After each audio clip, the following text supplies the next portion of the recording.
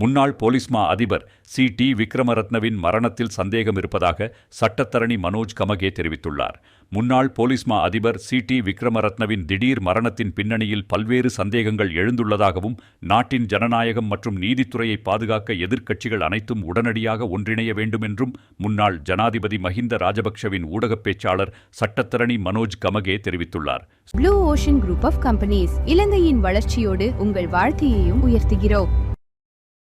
ஸ்ரீலங்கா பொதுஜன பெரமுன காரியாலயத்தில் நடைபெற்ற ஊடகவியலாளர் சந்திப்பில் கலந்து கொண்டு கருத்து தெரிவிக்கும் போதே அவர் இவ்வாறு தெரிவித்தார். නමුත් ඒ ගැන අපි විශේෂයෙන්ම පක්ෂයක් විදියට අප ඒ පිළිබඳ සංවේගය පළ කරනවා එතුමාට සහ එතුමාගේ පවුලේ අයට.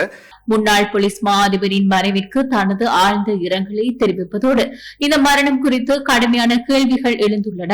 ஒரு நபரின் மரணம் இயற்கையானதா, தற்கொலையா அல்லது கொலையா என்பதை பிரேத பரிசோதனை மற்றும் முறையான நீதிமன்ற விசாரணை மட்டுமே தீர்மானிக்க முடியும்.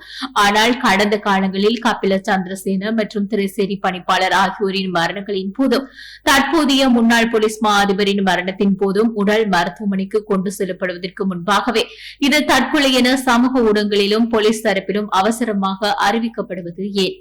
நாட்டின் முக்கிய வழக்குகளுடன் தொடர்புடைய உண்மைகளை வெளிக்கொண்டு வரக்கூடிய சாட்சிகள், பாதிக்கப்பட்டவர்கள் மற்றும் குற்றம் சாட்டப்பட்டவர்கள் அடுத்தடுத்து திடீரென மரணமடைவது நாட்டில் ஒரு சாதாரண விடயமாக மாறிவிட்டது. ஹேக்கர்கள் மூலம் திரைசேரியிலிருந்து $2.5 மில்லியன் திருடப்பட்ட வழக்கில் முக்கிய சாட்சியாக இருந்த திரைசேரி செயலாளர் மற்றும் ராஜபக்ச குடும்பத்தினருக்கு எதிராக கதைகளை உருவாக்க பயன்படுத்தப்பட்ட கபில சந்திரசேன ஆகியோரின் மரணங்களை உதாரணமாக கூறலாம். இந்த சம்பவங்கள் மக்களிடையே தங்களின் உயிர் பாதுகாப்பு குறித்த பயங்கரமான அச்சத்தை ஏற்படுத்தியுள்ளது. தற்போதைய அரசாங்கம் தனக்கு எதிரானவர்களின் குரல்களை நசுக்கி வருகிறது. சுதந்திரமான நீதித்துறையை தன்வசப்படுத்த அரசாங்கம் முயற்சிப்பதோடு நீதிபதிகள் கடும் அழுத்தங்களுக்கு மத்தியில் பணியாற்றி வருகின்றனர்.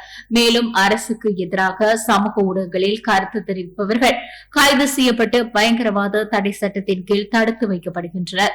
சஜித் பிரேமதாஸ் அவர்களே, நீங்கள் விழித்துக் கொண்டு இந்த அடக்குமுறைக்கு எதிராக தலைமை தாங்காவிட்டால் கூறுங்கள். நாமல் ராஜபக்ச அதற்கு தலைமை தாங்குவார். இந்த நிலை நீடித்தால் எதிர்காலத்தில் அரசியல் செய்வதற்கு நாட்டில் எதிர்க்கட்சி என்று எவருமே மிஞ்சிருக்க மாட்டார்கள். எனவே நாட்டின் சட்டத்தின் ஆட்சியையும் நீதித்துறையின் கண்ணியத்தையும் மக்களின் ஜனநாயக உரிமைகளையும் பாதுகாக்க அனைத்து எதிர்க்கட்சிகளும் பொதுமக்களும் உடனடியாக அணி திரள வேண்டும். ප්‍රජාතන්ත්‍රවාදී රටක් අපිට තියෙන්න ඕන කියන දේ පණිවිඩය අපි ලබා දෙනවා.